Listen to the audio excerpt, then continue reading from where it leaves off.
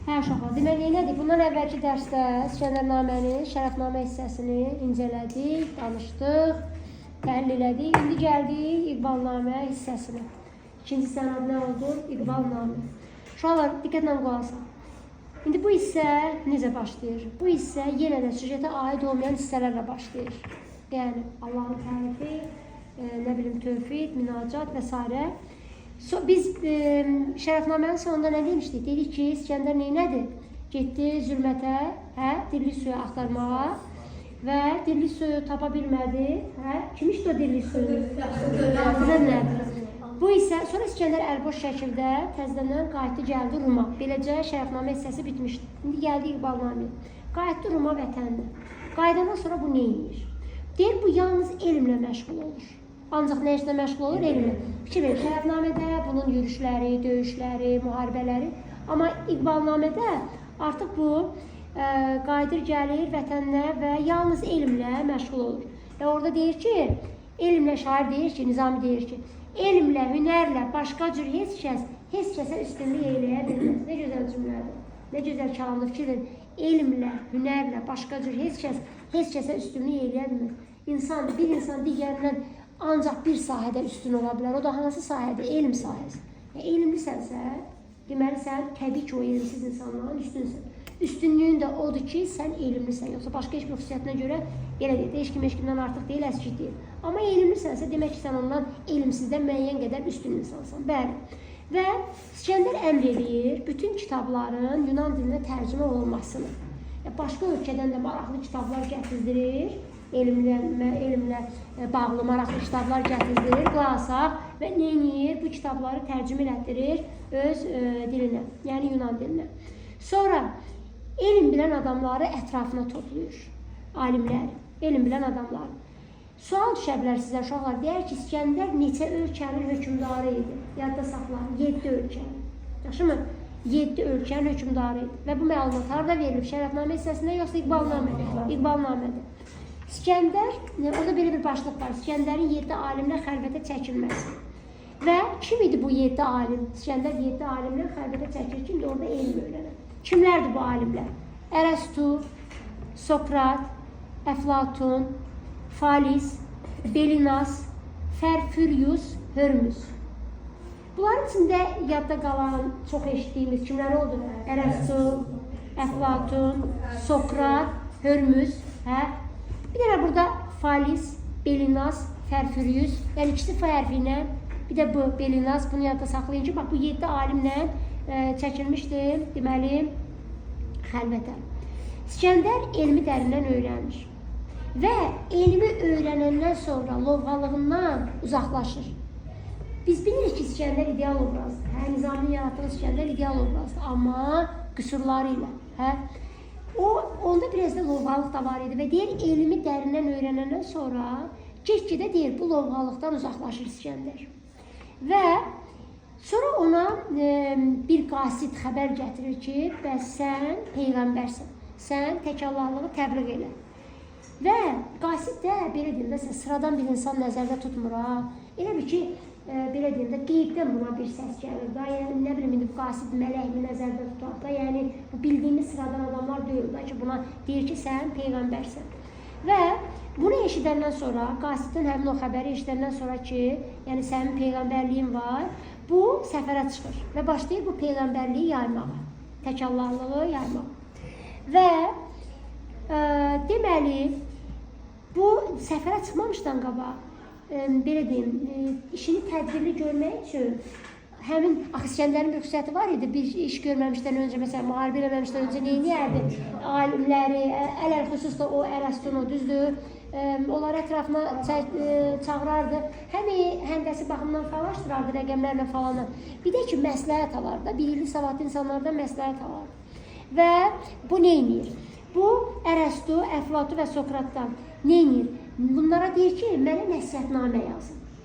Demək, İskəndər təkallığı təbliğ edəndə, bu səfərə çıxanda 3 alimdən nəsihət istəyir, amma yazılı şəkildə ki, mənə 3 dənə nəsihətnamə yazın. İndi bu 3 nəsihətnaməni hansı alimlər yazır? Adlarını bilək, bunlar testdə düşə bilər. Ərəstu, Əflatun, Sokrat. Bunlar üçün nəsihətnamələr yazırlar. Nəyə yazırlar? Onlar qara ipəyin üstünə yazırlar. Həmin o nəsihətnaməni.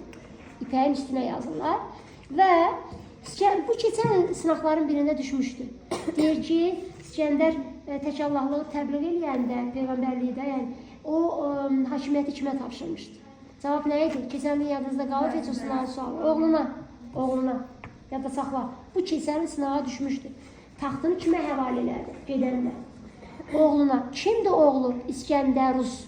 Adı belədir. Yadda saxla. İskəndərus. Deməli, taxtını oğluna tapşırır. Oğlunu da anasına tapşırır. Uşağın anasına yox, öz anasına. Anasına tapşırır ki, bəs ona göz qulaq ol. Bir də tək Allahlığı təbliğ eləməyə gedəndə adam anasına vəsiyyət edir. Nə deyir? Xalqa yaxşı bax. Ana olsan da onları ata kimi himayə eylə. Anasına deyir. Xalqla yaxşı rəftar elə. Həmişə onların yanında ol, ölkəni ədalətlə idarə elə. Deməli, İskəndər tək Allahlığı təbliğ eləyəndə o hakimiyyəti oğluna tapşırdı. İskəndər Usta. Oğlunu da anasına tapşırdı və bundan əlavə də anasına nəsihətlər verdi. Sonra yol üçün pəhləvanlar götürür. Nə qədər? 100.000 pəhləvan. Özü ilə 100.000 pəhləvan götürür. Əvvəl məğribə, sonra məşriqə yollanır. Bu vacib cümlədir. Bütün onlar testdə qarşınıza çıxar. Əvvəl 100.000 pəhləvan götürür özü ilə, əvvəl məğribə, sonra məşriqə tərəf yollanır. Və onun ilk səfərinin məqsədi nə idi? Əgər belə bir sualla qarşılaşsaq, ilk səfərinin məqsədi o idi ki, dünyada ədaləti bərqərar eləsin, yəni və eləcə də Peyğəmbərliyi yaysın. Sonra deyir o gedəndə, yolla gedəndə də, o səfərə çıxanda, deyir eləcənə Allaha dua eləyirdi, bir də Allahdan mərhəmət, aman istəyirdi. Yol boyu İskəndər eləcə Allaha dua eləyirdi, bir də Allahdan nə istəyirdi? Mərhəmət, aman istəyirdi. Misirdən çıxandan sonra ona müraciət edirlər, ondan kömək istəyirlər. Görək kimdir bundan kömək istəyənlər? Deyir ki, Beytül Müqəddəsin əhalisi. O birinci dəfə səfərə çıxanda, gedəndə, ondan, Misirdən bu adam çıxanda bundan kömək istəyirlər. Kimdir kömək istəyənlər? Beytül Müqəddəsin əhalisi. Kimin əlindən dad edirdilər? Niyə İskəndərdən kömək istəyirdilər? Deyir ki, orada bir zalim qaniçən, onların, belə deyim də, padşahları vardı.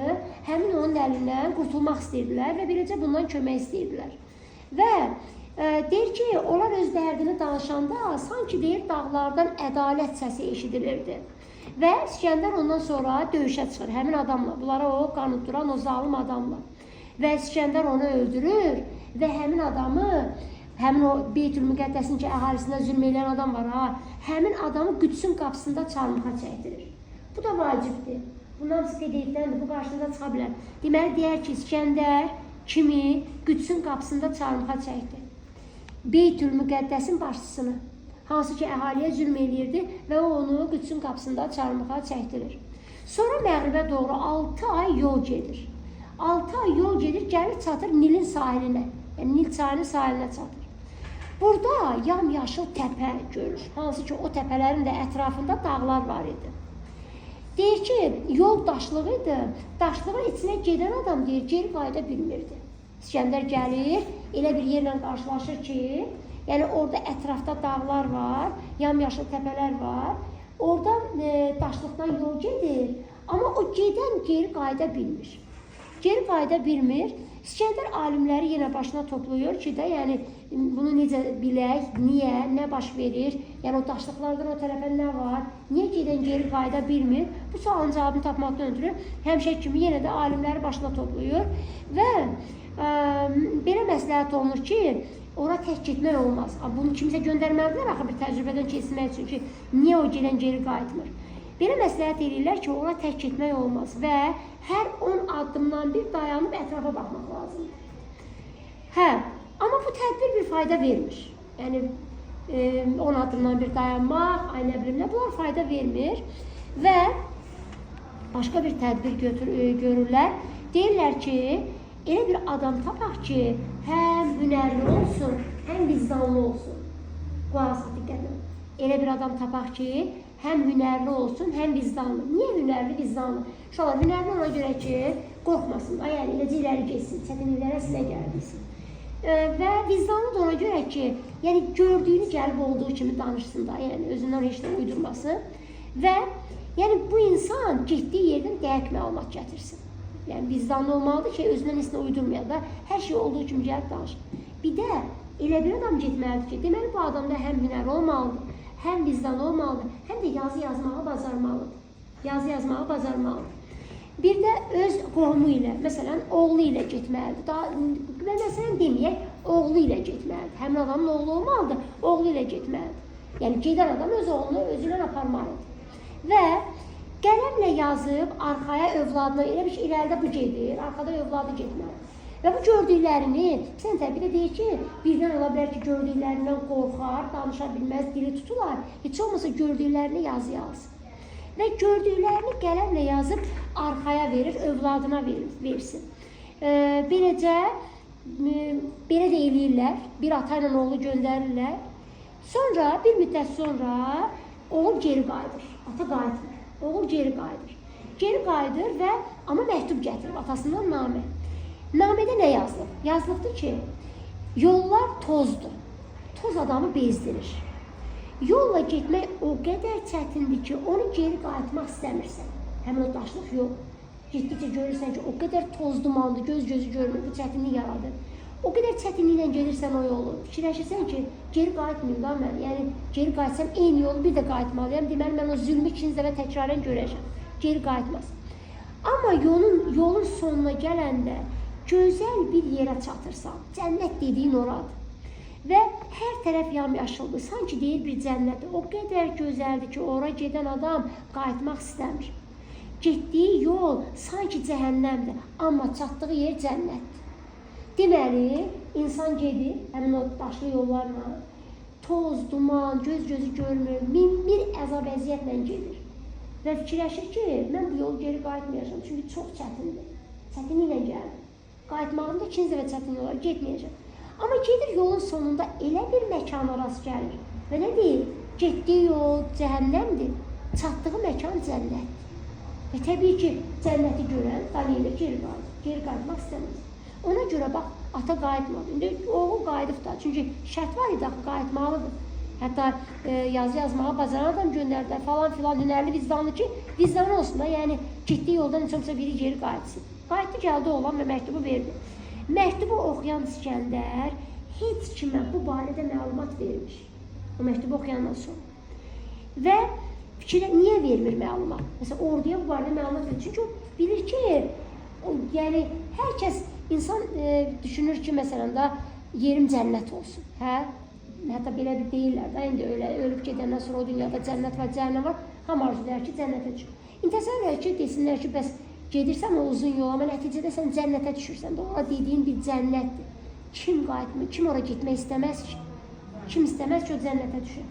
Ona görə də bu da qorxur, orduya bu xəbəri vermir ki, yəni ordu bunu bilsə, o cənnətə tərəf üz tutub gedərlər. Bunda başqa məqsədi var axı, bu boyda 100.000 pəhləvan ətrafında toplayıb ki, bunlar dünyada tək Allahlığı, peyğəmbərliyi təbliğ eləyərlər. Ona görə də bu məlumatı ordusuna vermir, bunu yadda saxlayaq. Sonra İskəndər vəhşi bir tayfa ilə rastlaşır. Yəni oradan uzaqlaşırlar, gedirlər, yol boyu vəhşi bir tayfa ilə rastlaşırlar. İndi gəlin görək bu vəhşi tayfa necə yaşayırmış, rastlaşdığı vəhşi tayfa. Deyir, onlar ovçuluqla məşğul idilər də, yəni ov edirlər. Amma deyir, orada su yox idi. Və orada başqa vəhşi tayfalar da yaşayırmış. Onların içində bir tayfa var idi ki, heç onlar su içməzdilər. Onların udduqları hava suyu əvəz edərdi. Yeməkləri də kərtənkələ idi. Təsəvvür edin, su yoxdur, amma kərtənkələ ilə qidalanırlar, həmin o vəhşi tayfa. Və oradakı insanlar. Sonra deyir ki, bunlar səhra ilə gedirlər. Və həmin o vəhşi tayfadakı adamlar deyirlər ki, bu səhra sonsuzdur. Amma səhranın sonunda ağ dərili insanlar yaşayır. Belə bir məlumat eşitdilər. Yəni, nə qədər gedirik bu səhranın sonunu tapa bilmirik. Amma deyirlər ki, yəni var bu səhranın sonu və orada da ağ dərili insanlar yaşayırlar. Onlar çox gözəldilər, həmin o ağ dərili insanlar.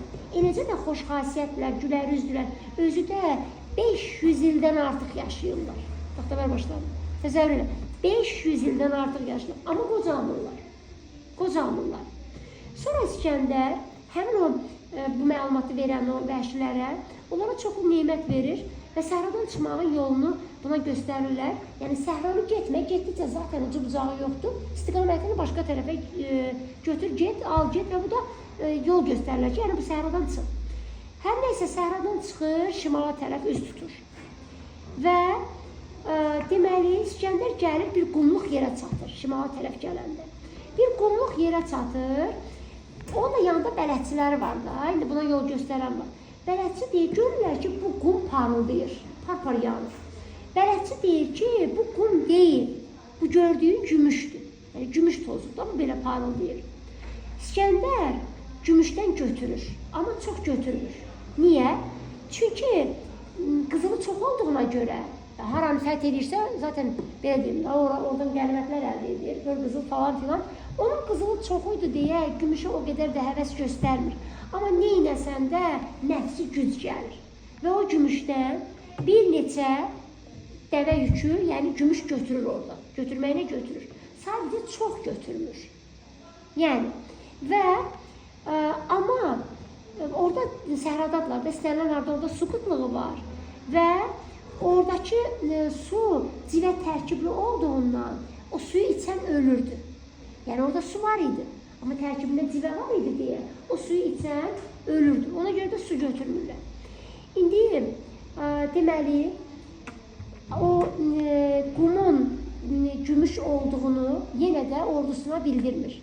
Çünki bilir ki, hamısı dəvələri yükləyəcəklər meşoqlarla, həmin o gümüşlərlə, dəvələr də yorlar. Yəni ağırlıq olacaq da bir sözlə. Onda yenə də istədiklərinə, bunların hələ hədəfi var, məqsədi var, bunlar yol getməlidirlər. O zaman taqətdən düşərlər. Ona görə də evi demir, onlara da demir ki, yəni bu gümüşdür. Hər nəysə, bunlar taqətdən düşmüş halda bir ay sonra qayıdıb gəlirlər, çatırlar vətənə. Vətənə çatmaq istəyəndə hələ yolda, onlar başqa bir səmtə, başqa bir düşərgəyə üz tuturlar. Gəlirlər, bir sakit həyat sürən tayfa ilə qarşılaşırlar. Və bunun, həmin o tayfa İskəndərin üzündəki nuru görür və onlar o təkallahlığını da, yəni bunun o peyğəmbərliyini qəbul edirlər. Üzünün nuruna görə. Və onlar İskəndərdən, həmin o tayfa İskəndərdən kömək istəyirlər. Nəyə görə? Deyirlər ki, İskəndərə, qayanın o bir tərəfində Yəcucular adında bir tayfa yaşayır. Yəcucular. İskəndərə deyirlər ki, sən bizi onlardan xilas elə. Deyir, o Yəcucular insana bənzəyirlər, amma insan deyirlər, onlar fildirlər. Yəcucular. Və deyir ki, onlar şir kimidirlər, onların caynaqları var, onların ürəkləri deyir dəmirdəndir, bədənləri tüysüz, tüylüdür, bir də onlarda burun yoxdur. Burunsuzlar deyir onlar. Boyları da deyir balacadır, yırtıcı heyvan kimi onlar qana hərisdirlər də, ancaq eləcə, belə deyim, eləcə qan istəyirlər. Və nə qədər yesələr də deyir, onlar doymurlar, doymaq bilmirlər. Onlar sürətli qaçırlar və onlar deyir, Allahı tanımırlar, ot ələf yeyirlər. Yəni, otla qidalanırlar. Bir ölənin yerinə, onlardan biri ölürsə, həmin o Yəcuculardan yerinə mini doğulur. Deyir, onlarda ölünü dəf etmək yoxdur, çünki ölünü yeyirlər. Onlar nəymişlər belə. Hə, bizə də deyir, yaxşı şey oldu ki, məzar yoxdur. Orada məzar yoxdur. İldə bir dəfə onların yerinə bir əjdaha enir, göydən bir əjdaha enir. Onlar bu əjdahanı yeyirlər, yorulub düşüb qalırlar. Və arada bir deyir, bizə hücum edirlər, həmin o Yəcucular. Və biz onlardan qorunmaq üçün dağlara çıxırıq. Niyə? Niyə məhz dağlara? Çünki onlar dağlara çıxa bilmirlər. İskəndər nə edir? Axı onlar dağlara çıxa bilmirlər. Poladdan hündür sədd çəkir. Daha hündürlüyə çıxa bilmirlər də onlar. Düzdür? Dağ düzəldə bilməz ki, dağdır da dağın elə təbiətin yaratdığı bir şeydir. İskəndər nə edir? Və bilir ki, dağlara çıxa bilmirlər. Deməli, onlar hündürlüyə çıxa bilmirlər. Yəcucular. Poladdan hündür sədd çəkdirir ki, o Yəcucular o hündür səddi keçib, bəlkə bu insanlara zülüm eləməyələr. Bax, beləcə o insanları qurtarmaq üçün Poladdan nə edir? Hündür sədd çəkdirir. Sonra gəlir və mücah vətənə qayıdırlar, əslində var. Cənnət kimi bir ölkəyə gəlib çıxırlar.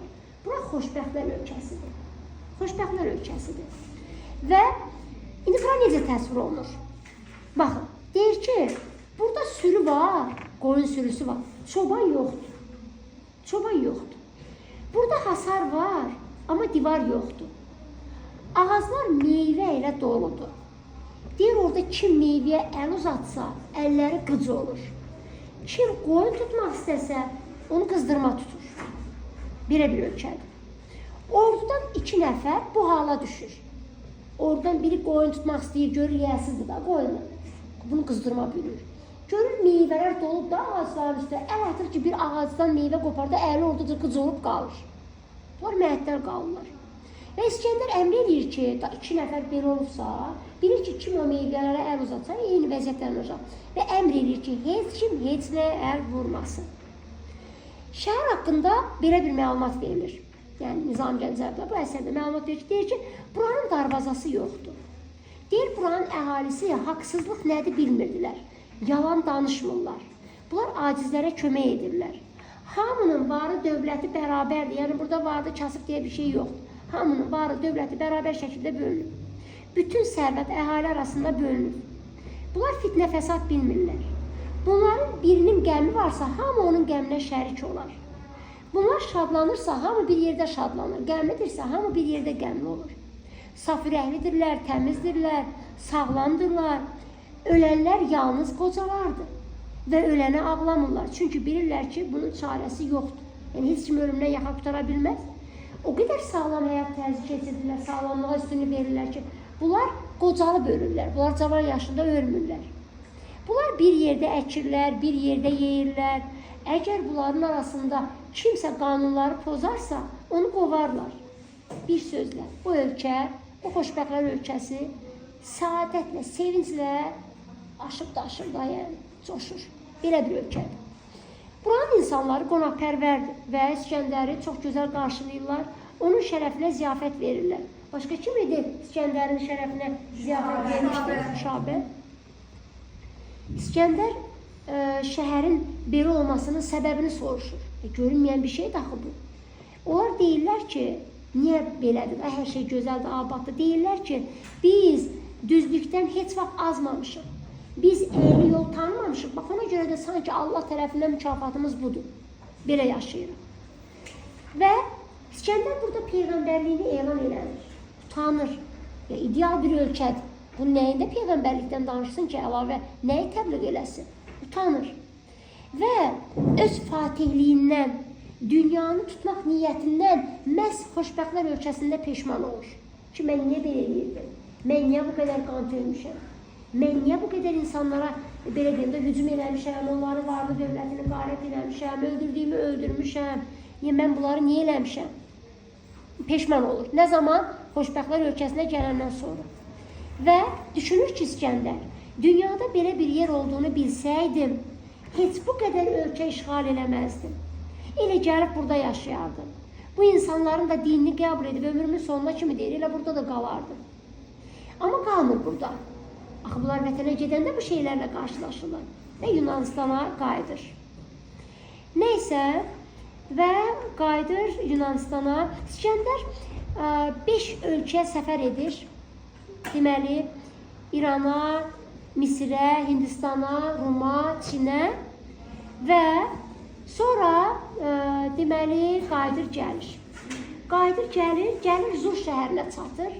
Zur şəhərinə çatanda bu xəstələnir. Qızdırma xəstəliyinə tutur, sadəcə qızdırma. O elə bilir ki, zəhərlənir Zur şəhərində. Və dərdinə bir əlac tapa bilmiş. Vəziri çağırır yanına, amma heç nə, heç kim, heç bir tədbir tökə bilmirdi ki, yəni bu qızdırmanın qarşısını necə alsınlar. Bunun yanına yaxşı iş bacaran 50 alim gətirirlər. Və alimlər nə qədər çalışırlar, heç nə eləyə bilmirlər, çarə tapa bilmirlər. Münəccimlər fala baxır. Görək, bunun axırı nətər olacaq? Fala baxırlar, amma yaxşı bir şey görmürlər. Yəni, xoş bir şey görmürlər falda da. İskəndər nə deyir? Artıq başa düşür ki, çarəsi yoxdur. Mənim yolumun sonu görünməyən bir yoldur. Hanı mənim ordum? Gəlsin deyir, ölümün qabağını kəssin. Dünyaya meydan oxuyan ordu. Yəni, ölümün qabağını kəsə bilmir. İskəndər deyir, bəhanı mənim o ordum. Gəlsin də deyir, gəlsin bu ölümün qabağını kəssin. Hər düşməni qovan ordum, gəlsin görüm, qızdırmanı qova bilirmi? Bütün dünyanı özümə tabi elədim. Amma deyir, ölümün qarşısında acizəm. Heç kim mənim qədər müharibə aparmayıb. Mən çox yerlər gəzmişəm və başlayır bir-bir o gördüyü yerləri sadalayır. Amma mən ölümün qarşısında acizəm.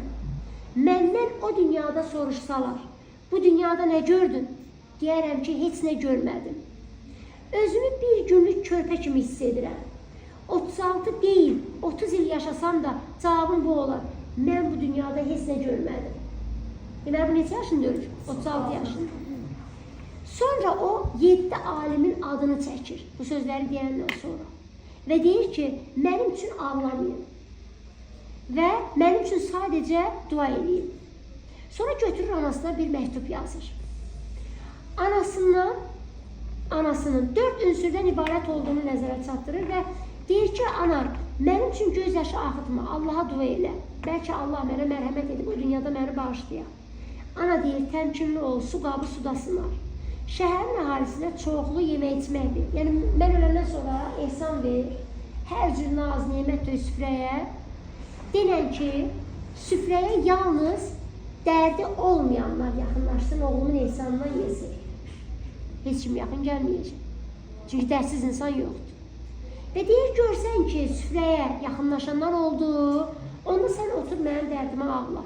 Yox, görsən ki, süfrəyə yaxınlaşan olmadı, onda sən də mənim dərdimə ağlama. Yəni, bu o deməkdir ki, dərdsiz insan yoxdur.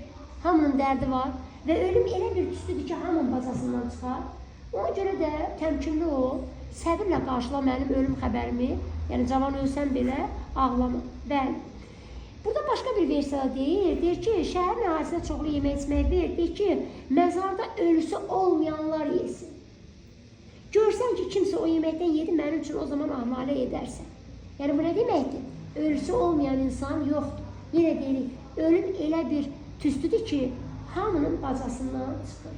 Bunu demək istəyir İskəndər. Ana əvvəl fəryad edir, məktubu oxuyandan sonra. Amma oğlunun ruhu rahat olsun deyə özünü ələ alır. Və İskəndər öləndən sonra İskəndərin nəşini qızıl tabuta qoyurlar. Və onun vəsiyyətinə əsasən, özü vəsiyyət edir ha, onun bir əlini tabutdan kənara qoyurlar. Ovcuna da bir qədər torpaq qoyurlar.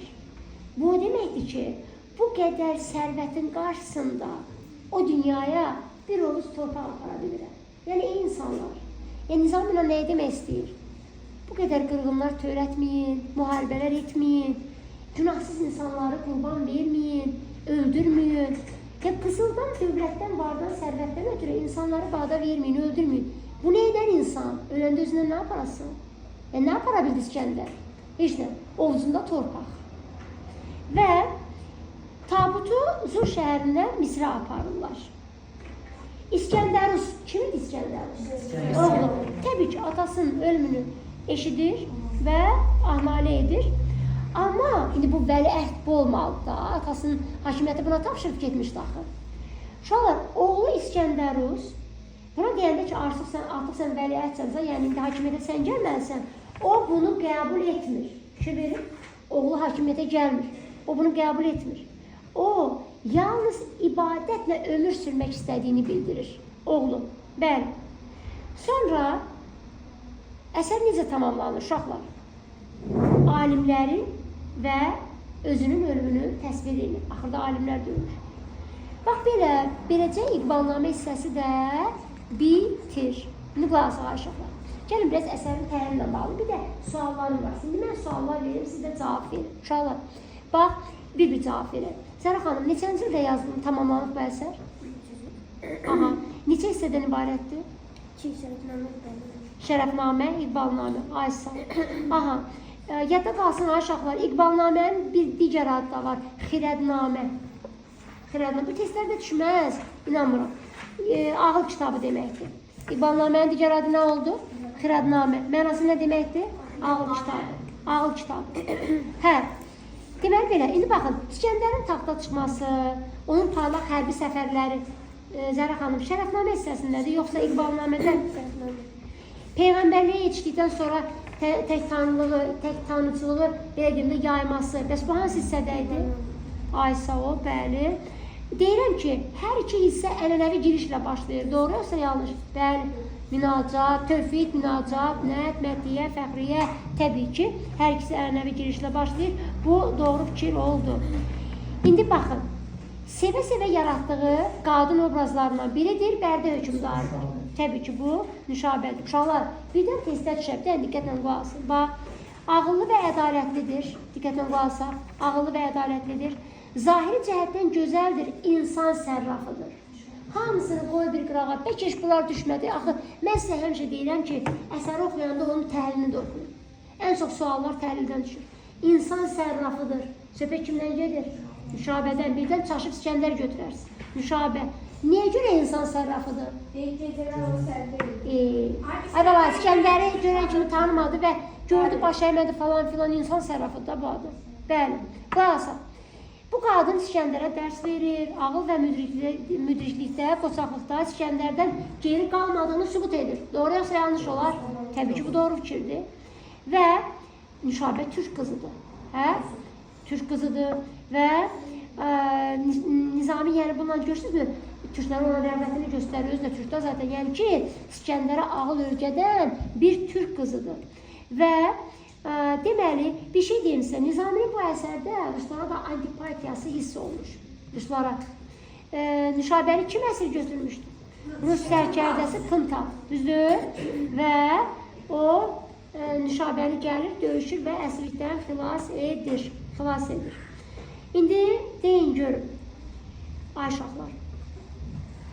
Hansı obrazlar bu əsərdə, hansı obrazlar əməllərinin qurbanına çevrilir? Dara, Vidər, Pələngər. İskəndər real həyatdakı İskəndərdir, yoxsa Nizaminin təxəyyülünün məhsuludur? Yəni, testlərdə düşsə ki, tarixdə yaşayan İskəndərlə Nizaminin İskəndərnaməsindəki İskəndər eynidir, bu səhv olar, bəli. Bəs yaxşı, deyirəm ki, şair İskəndərlə bağlı heç bir əsərdə yığcam məlumat olmadığını bildirir. Doğru yoxsa yanlış? Doğrudur, bəli. İskəndər bilmədiyi mülkü fərq etməzdir. Doğru fikir oldu. Şair əsəri yazarkən müxtəlif dillərdən sözlər yazır. İskəndərin saldığı bina saymaqla aşağılar. Burada bina, bu tikilən bina deyil. Bina bünövrə deməkdir. Bina bünövrədir. Binanın bir mənasında bünövrədir. İskəndərin saldığı bina, yəni yenə deyirəm, o bina tikilən binalar nəzərdə tutulmur. Yəni o bünövrələr də nəyinsə bünövrəsin. Dərbəndin bünövrəsini qoydu, İskəndəriyyənin bünövrəsini. Aydındır mı? Deyir, bunlar saymaqla başa çatmazdı. Şimaldan cənuba qədər deyir, kök atmışdı. Bəli. Sonra, indi deyin görün, Feyləqusa kimlər itaət edirdi? Ay sağ ol, Rumlar və Ruslar. Qulasa. Feyləqus da Dara kimi ədalətli hökmdar idi. Nə düzdür? Dara ədalətli deyil idi ki. Amma İskəndər, Nüşabə, sonra Feyləqus, bəli, bunların orta cəhəti kimi ədalətli olmalarını göstərə bilər. Feyləqus hara şahı idi? Misir yoxsa Rum? Rum, bəli. İndi deyin görün, əsərdə insanın azadlığı, ləyaqəti, mənalı ömrü, cəmiyyətin mənəvi kamilliyi kimi məsələlər ön plana çəkilib desəm, doğru fikir olar, yanlış olar? Yanlış. Niyə yanlış? Vay. Yaxşı, şair Nüşabə surəti ilə ən çox sevdiyi ilk ideal qadın obrazı. Bu səhv cavabdır. Çünki şirindir ədəbiyyatımızda ilk ideal qadın obrazı. Bəli, düzdür. Yaxşı, şair digər xalqlar barədə elə hörmətlə, ehtiramla danışmışdır ki, yəni, belədim də, təkcə öz xalqı ilə bağlı yox, digər xalqlarla da bağlı hörmətlə, ehtiramla danışır. Doğru yoxsa yanlış? Təbii ki. Əsərdə roman janrına aid xüsusiyyətlər var desə, niyə xeyr? Nizaminin hansı poemalarına mənzum roman adı veriblər? Xosrov Şirin, bir də İskəndərnamə. Təbii ki. Bizə niyə? Hadisələrin əhatə dairəsinin genişliyinə görə bunlara mənzum roman adı veriblər, ona görə bu doğru fikirdir. Hə, indi Niqumaş İskəndərə hansı nəsiyyəti verdi? Nə dedi? Nəsiyyəti nə oldu? Ondan başqa. Ondan Barat dövlətə, gümüşə, qızıla, bəli, bənd olma, qul olma. Bunu demişdi. Ay sağ ol, bəli. İskəndərin hər gizlin biliyi əldə etməsinə nail olur. Vəzir, Niqumaş, Niqamış yox, Niqumaş, bəli. Yaxşı, o onun vəziri deyil idi, düzdürmü? Müəllimi idi da, öyrətmişdi onu, bəli. Yaxşı, Nüşabə hər işini qadınlarla həll edərmiş desən. Bəli, düzdür. Deyir, bir kişi də deyir ondan tapşırıq almayıb, bax, dərslikdə özlə deyir, bax, deyir ki, qadınlarla aşardı onun hər işi, qadınla aşardı onun hər işi, tapşırıq almamış ondan bir kişi. Demək ki, bu doğru fikirdir. Nüşabə dildardır desən. Deyir ki, nə deyirdi orada? Ay, sağ ol. Düzdür, bəli. Deməli belə, deyirəm ki, gördüyüm bu var, bu yatır. Bu gözəl torpaqlar bir qadınındır. O qədər dindardır bu nazlı dilbər, öz cənnət köşkündə yatmaz gedən. Bir dəqiqə, müəllifin dilindəndir desən. Orada İskəndər ora gələndə İskəndər soruşdu ki, kimdir bu? Oradakılar cavab verirlər. Bunu müəllif demir, düzdürmü? Oradakı insanlar deyirlər. Bəli. Yaxşı. Deməli belə, indi gəlin hadisələrin ardıcılığını düzəlir. Çox diqqətli olaq. 1. Düzəsiz ha. Artıq qarışdırıram ha. Şərəfnamə, edvalnamə dəxli yoxdur. Sual verin. Qarışdırıb ardıcılıqla bağlı sual verin. 1. Niqumaşın oğlunu İskəndərə tapşırması. 2.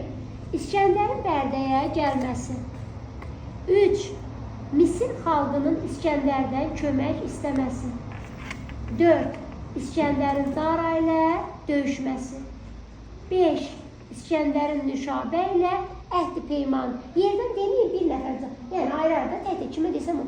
Sakit olar. Bir də başdan deyirəm. Hadisələrin ardıcılığını düzəl. 1. Niqumaşın oğlunu İskəndərə tapşırması. 2. İskəndərin Bərdəyə gəlməsi. 3. Misir xalqının İskəndərdən kömək istəməsi. 4. İskəndərin Dara ilə döyüşməsi. 5. İskəndərin Nüşabə ilə əhd-i peymanı. De görün qızım. Başqa fərqli fikir söyləyən var. Qızımız 1, 3, 4, 2, 5 dedi. 1, 3, 2, 5, 4. Başqa? 1, 3, 4, 2, 5. Fərqli fikir söyləyən var. 1, 3, 4, 2, 5. 1, 3, 4, 2, 5 deyirsən. Düzdür. Bəli. 1, 3, 4, 2, 5. Ay sağ ol. Bəli. İndi deyin görün. Deyin görün. Dara ilə müharibəyə başlamazdan əvvəl məclis quraraq aqillərlə, başçılarla məsləhətləşirdi. Doğru yanlış? Düzdür. Yaxşı. Ərəstunun məsləhəti ilə kəyanlardan qisas alma fikrindən daşınır. Onu Dara istəmişdi. Deməli, bu səhv fikir oldu. Bəli. Ey cəsur padişah, eşq olsun sənə, elçilik edirsən özün-özünə. Nüşabə demişdi. İskəndər Nüşabənin qarşısında aciz qaldı. Qorxudan Allaha sığındı. Ay sağ ol, bəli. Nüşabə İskəndərə pərəstiş etdiyini bildirdi. O bəli, düzdür. Deyir ki, pərəstiş edərəm sənə hər zaman. Edərəm. Etmir, edərəm dedi. Belə desə daha düzgün olar. Bəli. Bir taxta yaramaz, iki tacı. Nüşabə deyir, ay sağ ol. 4 kasa gətirdi, qoydu. Büllur kasalarda. Birində nə var idi? Lək, qızıl, dül, yaqut. Lək, qızıl, dül, yaqut var idi. Uşaqlar, İskəndər nəyə heyrət etdi? Yəni, Nüşabənin hansı hərəkətinə heyrət etdi? Yox, hərəkətinə. Yox, yox. Yox, onu ölçülməklə, taxtı verməklə. Xeyr. Yox. Deyir ki, çox heyrət etdi şah bunu görüncə. Nəyi görüb heyrət elədi? Ay bala, Nüşabə ki, sonra hər cür naz-nemət düzmüşdü. Axırda indi başa düşdükdə dedi ki, qızılın ki, boğaza yolu yoxdur, bəs niyə inirsən bu qədər? O da deyir, o da həm də o süfrədəki o 4 kasadakı o qırqızılı göstərir. Deyir ki, yəni sözün o zaman tək onun üstündə başındakı qızıl yox. Yəni o süfrədəki qızılları da göstərir o kasaların üstündə. Deyir, sözün o zaman kəsarlılar da əgər özün də daşqaşa bilməsə, yəni bu qədər qızıl hardan səndə, əgər qızılın qiyməti dəyəri yoxdursa. Aydındır mı? Və Sonra o stola, yəni ümumiyyətlə stolda naz-nemət var idi, yeməklər, ləziz xörəklər var idi. Nüşabə birinci eşit. Deyir ki, hər yeməkdən özü dadardı öncə. Çox heyrət etdi şah bunu görüncə. Yəni İskəndər rahat yesin də. Bir də elə bilər ki, yeməyə zəhər falan qatlar. Nüşabə birinci özü yeyilmiş. Sonra İskəndərə, yəni İskəndər yeyilmiş o yeməkdən. İskəndər də bunu görür, heyrət edir. Uşaqlar, siz bilirsiniz ki, imtahanda daha çox suallar nə ilə bağlı olur? Təhlillə bağlı. Burada, indi qalsın, Dara ilə bağlı, təhlildə ayrı cümlələr var, pələngərlə bağlı ayrı. Bax, bala, yadda saxlayın. Cümlə uzun cümlədir, ola bilər yadınızda qalmaz. Mən keçən anda sizdə hazırlıqda bunu mən demişdim. Cümlənin içində əməllərinin nəticəsi görsən, Daranı götür. Əməllərinin nəticəsi. Cümlənin içində əməllərinin qurbanı görsən, pələngəri götür. Zəngibaşa, pələngər. İndi cümləyə bax. Gör təhlildə nə deyir? Qulaq asın. Bax, deyir ki, bir insan kimi təkəbbürlü olan Dara, baxın, Beşi testlərdə düşəcək, deyəcək ki, təkəbbürlü obrazdır. Kimi götürəsin? Dara. Hökümdar kimi də ədalətsiz və zalimdir. Yenə Dara. Öz əməlləri ilə ölkəsində dözülməz vəziyyət yaradan bu hökümdar xalqın taleyini şərəfsiz adamlara tapşırır. Bu vacibdir. Bu testlərdə düşmüşdür, sınağa düşmüşdür. Xalqın taleyini şərəfsiz adama tapşıran kimdir? Dara. Bəli. Başqa 7 gözəldə də vəzirə tapşırmışdı. O da ondan istifadə eləmişdi. Yadınıza gəlirmi? Bəli. O çoban it məsələsində hər şey ortaya çıxır. Demək, xalqın taleyini şərəfsiz adama tapşıran, təkəbbürlü, ədalətsiz, zalim kimdir? Dara. Deyir ki, ağıllı insanlara qərim kəsilib. Yenə də Dara. Dara ilə bağlı hansı cümlələri yadda saxlayır? Təkəbbürlüdür. Ağıllı insanlara qərim kəsilib. Xalqın taleyini şərəfsiz adamlara tapşırır. Ədalətsiz və zalimdir. İnsan kimi də təkəbbürlüdür. Deyir ki, xalqı ədalətsiz müharibəyə sürükləyən, insanların taleyi ilə oynayan bu zülmkar şah İskəndərlə müharibədə məğlub olur.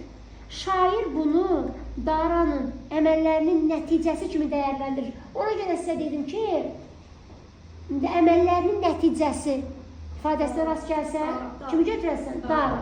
İndi pələngərə bax. Deyir ki, zalimlərin öz cəzalarını alacaqlarına müasirlərini inandıran şair, yəni Nizami, belə hökümdarlardan olan pələngəri İskəndərin əli ilə cəzalandırır. Deməli, İskəndərin əli ilə cəzalandırılan hökümdar kim oldu? Pələngər. Qonşu ölkələri işğal edən, Dara deyil, pələngərdir, bax, qonşu ölkələri işğal edən, var dövlətini talan edən bu amansız şah əməllərinin qurbanına çevrilir. Əməllərinin nəticəsi Daraydı, əməllərinin qurbanına çevrilir deyəndə kimi götürəcəyik? Pələngərdir. Aydın oldu mu? Və bu əsərə mənzum roman da deyirlər. Hadisələrin əhatə dairəsinin genişliyinə görə, qəhrəmanların həyatının hər tərəfli təsvir olunmasına görə bu əsərə nə deyiblər? Mənzum roman deyiblər. Bax, beləcə biz İskəndərnamə əsərini də tamamladıq. Belə. Və salam.